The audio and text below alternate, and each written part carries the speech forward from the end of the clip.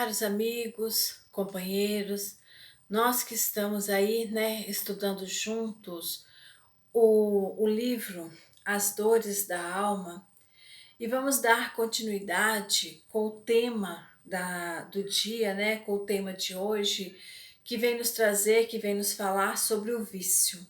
Vício esse que nós temos inúmeros, né? Não está basicamente voltado apenas para o álcool, para a bebida, para o cigarro, mas são inúmeros os vícios que nós trazemos na nossa caminhada. O viciado é um conservador, pois não quer correr o risco de se lançar à vida, tornando-se deste modo um comodista por meio do mundo que, segundo ele, o ameaça. Inúmeros indivíduos tomam as mais diferentes atitudes diante da vida, porque diferentes informações lhe foram transmitidas quando eram crianças. Conceitos diferentes são ensinados para crianças europeias, asiáticas e africanas, e todas se desenvolvem acreditando que são completamente certas, convencionadas de que as outras estão totalmente erradas. O vício pode ser um erro de cálculo na procura da paz e da serenidade, porque todos queremos ser felizes e ninguém conscientemente busca de propósito viver com desprezar, aflição e infelicidade. Nosso modo de ser no mundo está sendo moldado por nossas atitudes interiores. Aliás, estamos diariamente aprendendo como desenvolver atitudes cada vez mais adequadas e coerentes em favor de nós mesmos. Hábitos preferidos se tornam através do tempo e se sedimentam com repetir manobras mentais. O que funciona muito bem em situações importantes de nossa vida, mantendo nossa ansiedade controlada e sob domínio, provavelmente será reproduzido em outras ocasiões. Quer um exemplo? Se na fase infantil descobrimos que, quando chorávamos, logo em seguida mamávamos, essa atitude mental poderá ser perpetuada através de um hábito inconsciente que julgamos irresistível. A estratégia psíquica passa a ser: quando tenho um problema, preciso comer algo para resolvê-lo. O que, a princípio, foi uma descoberta compensadora e benéfica, mais tarde pode ser um mecanismo desnecessário, tomando-se um impulso neurótico e desagradável em nosso dia a dia. Existem diversos casos de obesidade que surgiram no clima de lares onde a mãe é super exigente, perfeccionista e dominadora, forçando constantemente a criança a se alimentar, não levando em conta suas necessidades naturais. Pela insistência materna, ela desenvolve o hábito de comer exageradamente, prejudicando o desenvolvimento do senso interior, que lhe dá a medida de quando começar e de quando parar de comer. A bulimia cria para os seus dependentes uma barreira que se separa da realidade e funciona como uma falsa proteção e segurança, pois eles constroem seu mundo de explicações falsas por não perceberem os fatos verdadeiros.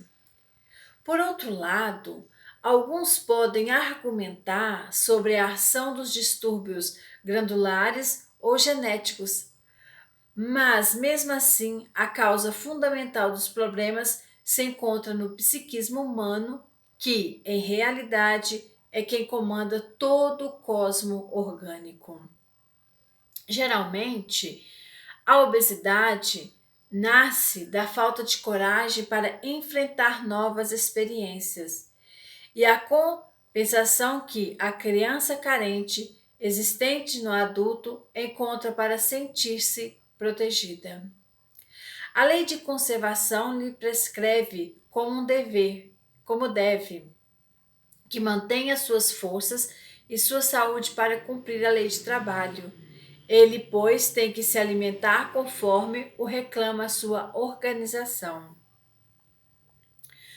Paralelamente, encontramos também na dependência da comida um vício alicerçado no medo de viver. O tempo das provas e dos perigos naturais da caminhada terrena pode nos levar a uma suposta fuga. Os dependentes negam seu medo e se escondem à beira do caminho. Interrompem a procura existencial, dificultando assim o fluxo do desenvolvimento espiritual que acontece através da busca do novo. A evolução tudo melhora, sempre esteve e sempre estará desenvolvendo, desde os menores reinos da natureza até as mais complexas estruturas da consciência humana. O vício aparece constantemente onde há uma inadaptação à vida social.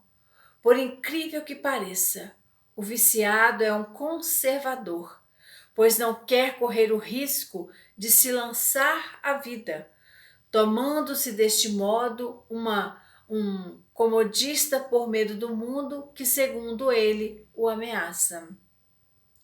Os vícios ou hábitos destrutivos são, em síntese, métodos defensivos que as pessoas assumiram nessa existência, ou mesmo os trazem de outras encarnações como uma forma inadequada de promover segurança e proteção.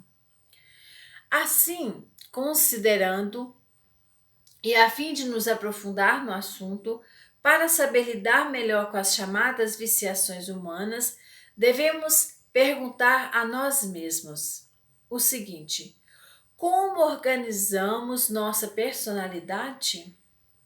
Como eram as crenças dos adultos com os quais convivíamos na infância? Que tipo de atos permitimos ou proibimos entrar nesse nosso processo? Quais as linhas de conduta que nos foram fechadas ou quais os modelos de vida que priorizamos em nossa organização mental?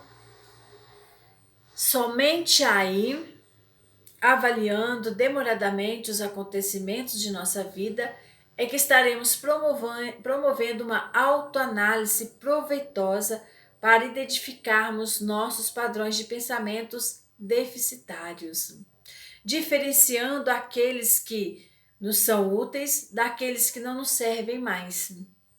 Dessa forma, libertamos-nos das compulsões desgastantes e dos hábitos infelizes.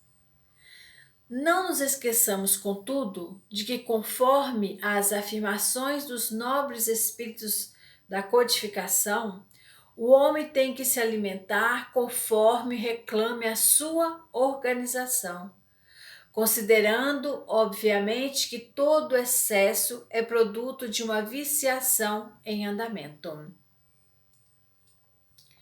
Em verdade, viciados são todos aqueles que enfraqueceram diante da vida e se refugiaram na dependência de pessoas ou substâncias. Percebe-se que nós também somos dependentes de outras pessoas, né? Temos uma dependência tão grande, não digo financeira, mas nós temos uma dependência, né? Que se o outro tiver a necessidade de afastamento, nós nos sentimos nada, né? Não sentimos como ninguém. Então, nós nos refugiamos nessas dependências. Tradição é ato de transmissão oral ou escrita de costumes, lendas ou fatos levados de geração a geração através dos tempos. Quanto mais antigos, mais notáveis e fora de comum eles se tornam. Uma vez atingida tal dimensão, transformam-se em crenças inquestionáveis. As criaturas assimilam conceitos simplesmente porque outras que elas julgam importantes e entendidas lhe disseram que são verdadeiras. As crenças de toda espécie começaram geralmente através das histórias e dos costumes criados por alguém. Com o passar dos séculos, entretanto, tornaram-se regras éticas. Crença é a ação de acreditar naquilo que convencionamos adotar como verdade. Evidentemente, algumas são verdadeiras, outras não. Precisamos revisar nossas concepções sobre os vícios. Não podemos entendê-los como uma problemática que abrange exclusivamente delinquentes e vadios. Em verdade, viciados são todos aqueles que se enfraqueceram diante da vida e se refugiaram na dependência de pessoas ou de substâncias. Pelas crenças tradicionalistas, são taxados de criminosos e vagabundos. Para nós, no entanto, representam, acima de tudo, companheiros do caminho evolutivo, merecedores de atenção e entendimento. Por serem carentes e sofridos, entregaram sua força de vontade ao poder dos tóxicos, procurando se esquecer de algo que talvez nem mesmo saibam. Eles próprios, pois não aguentaram suportar seu mundo mental em desalinho. A ociosidade pode ser considerada ao mesmo tempo causa e efeito de todos os vícios. Reportando-se a ociosidade, assim se manifestaram as entidades superiores. Haverá espíritos que se conservam ociosos, mas esse estado é temporário e dependendo do desenvolvimento de suas inteligências. Em sua origem, todos são quais crianças que acabam de nascer e que obram mais por instinto que por vontade expressa. Sobre o prisma do efeito, tais considerações podem ser analisadas conforme o que segue, que nós podemos concluir. Os dependentes são julgados por muito como criaturas intencionalmente indolentes. Por outros, de forma precipitada, como parasitas sociais, desocupados, improdutivos e preguiçosos. Mas, sem qualquer conotação ou justificativa de tirar-lhes a responsabilidade por seus feitos e decisões, não podemos nos esquecer de que o peso do fardo que carregam lhes dá tamanha lassidão energética que passam a viver em constante embriaguez na alma, entre fluidos de abatimento, fadiga e tédio. Não são inúteis deliberadamente, mas se utilizam sem perceber do desânimo que sentem como estratégia psicológica para fugirem à decisão de arregaçar as mangas e enfrentar a parte que lhes cabe realizar na vida. Adiam sistematicamente seus compromissos, vivem de uma maneira no presente e dizem que vão viver de outra no futuro. Aqui está um possível raciocínio de que se utilizam. Sei que devo trabalhar para me realizar, mas, como desconfio da minha capacidade, temo não fazer direito.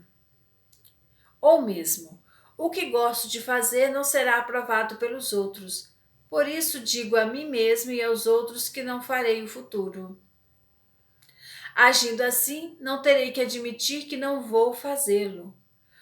Os toxicômanos são criaturas de caráter oscilante. Não desenvolveram o senso de autonomia. Vivem envolvidos numa fluídica de indecisão e imobilização por consequência da própria reação emocional em desajuste. Protelam as coisas para um dia que talvez nunca chegará. Fixam-se ao consumo cada vez maior de produtos narcóticos enquanto desenvolvem atitudes emocionais que os levam à subjugação a pessoas e situações.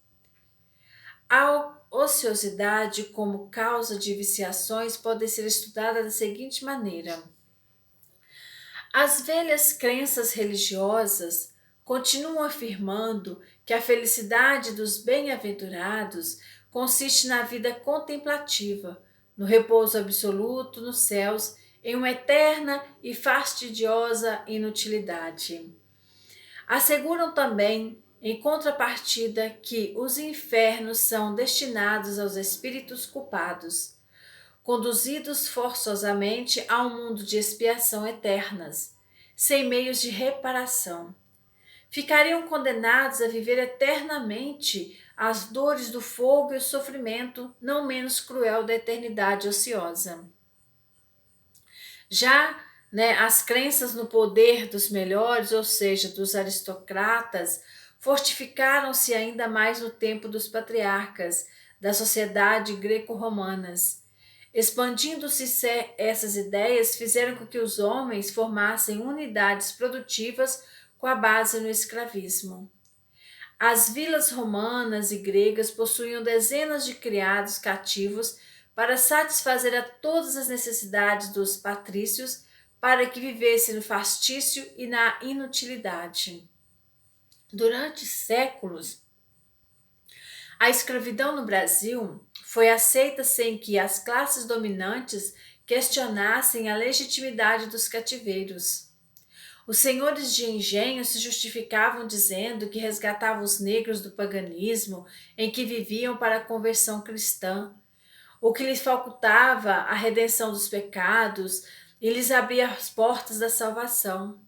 Na realidade, ocultavam suas verdadeiras intenções, a mão de obra lucrativa que lhes permitia a vida fácil de esbanjamento com seus familiares para manter a aparência social. Aprendemos com as sociedades absolutistas do passado que a ociosidade era uma peça importante na vida. Na corte, as etiquetas, os jogos, bailes, saraus eram as atividades mais comuns da nobreza. Assim pensavam os nobres na época de Luís XIV na França. Somos uma classe que não ganha dinheiro pelo trabalho, mas o temos pela nossa genealogia. Não queremos ser confundidos com os poupadores vulgares, que são a gentinha da burguesia. Pode-se afirmar que até poucas décadas atrás, a grande maioria também assim raciocinava. As regras e costumes do passado pesam sobre todos nós. Somos espíritos milenares, encarnados sucessivas vezes, adquirindo experiências e assimilando crenças, algumas verdadeiras, outras não, repetindo o que escrevemos inicialmente. Essa a razão da necessidade de revisar nossos conceitos. Disse certa feita Sócrates que não é ocioso apenas o que nada faz, mas também o que poderia empregar melhor o seu tempo, né? Aquele que faz as coisas simplesmente por fazer. Então não é só aquele que está à toa, mas aquele que não faz aquilo que propôs fazer direito também está no grau de ociosidade. Disse, né? A ociosidade é uma porta que se abre para os vícios. É uma casa sem paredes. As serpentes podem entrar nela por todos os lados. Então, na questão do livro dos Espíritos, né, a questão 564, né, 564, Allan Kardec faz a seguinte pergunta: haverá espíritos que se conservam ociosos, que em coisa alguma útil se ocupam? Né? Há espíritos que nada fazem? Né? Então eles nos respondem: mas esse estado é temporário e dependendo do desenvolvimento de sua inteligência. Há certamente como há homens que só para si mesmo vivem. Pesa-lhes, porém, essa ociosidade. Cedo ou tarde, o desejo de progredir-lhes faz necessária atividade e felizes se sentirão por poderem tornar-se úteis. Referindo-nos aos espíritos que hão chegado a ponto de terem consciência de si mesmo e do seu livre-arbítrio. Portanto, em sua origem, todos são crianças que acabam de nascer e que obram mais por instinto que por vontade expressa. Então, sim, há, né, espíritos que nada fazem, vivem somente para si, né? E uma outra pergunta também, né, do Livro dos Espíritos, a questão 723, ele pergunta, né, a alimentação animal é, com relação ao homem, contrária à lei da natureza? E ele responde, né, dada a vossa constituição física, a carne alimenta a carne, do contrário, o homem perece. A lei de conservação lhe prescreve como um dever, que mantenha suas forças e sua saúde para cumprir a lei do trabalho. Ele, pois, tem que se alimentar conforme o reclame a sua organização, né? Tá falando aqui, né, quando a gente falou da obesidade, ou seja, há essa necessidade de alimentação, mas nós não podemos ter o excesso, né? Então, o vício, ele implica em todas essas questões da nossa realidade atual.